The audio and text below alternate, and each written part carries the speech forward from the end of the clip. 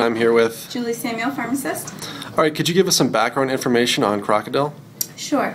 So krokodil, also known as desomorphine, is an opiate analog that got its roots basically in Russia, and it started being used in 2003.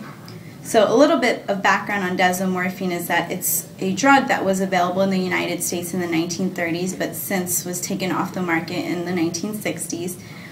It's 6 to 10 times more potent than morphine or heroin, and it has a quicker onset of action and a shorter duration. So it'll produce that high quicker, but it'll cause, the high will be less, it won't be as long-lived, basically.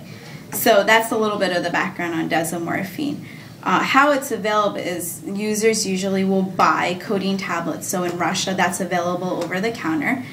Over here, it's available as a prescription. So they'll buy codeine tablets and mix it with lighter fluid, kerosene, hydrochloric acid, iodine, I'm not sure if I said lighter fluid, but red phosphorus, which is available on match pads.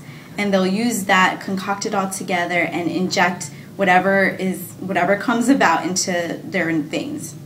Okay, and what are the, I guess from a medical standpoint, what are the ramifications of taking krokodil? So basically, the concoction is not purified before it's injected into the veins.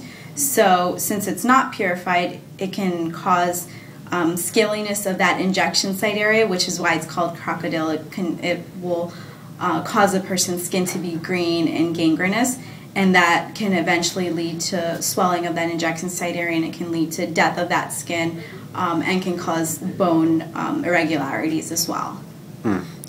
How would you promote awareness of krokodil? Do you think it would be good for newspapers to show the photos and I guess do exclusive interviews, or would you prefer not to hear about it? Well, after looking at some photos and looking at the epidemic that has been coming about in the United States, I think it's worthwhile to look at photos.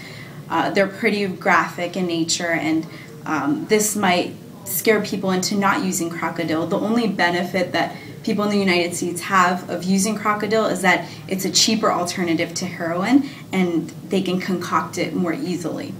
So you'll see newspaper articles in areas that are more rural and away from metropolitan areas where they can't get heroin. And so those kinds of areas should blast media coverage about krokodil so that people are aware that these are the side effects.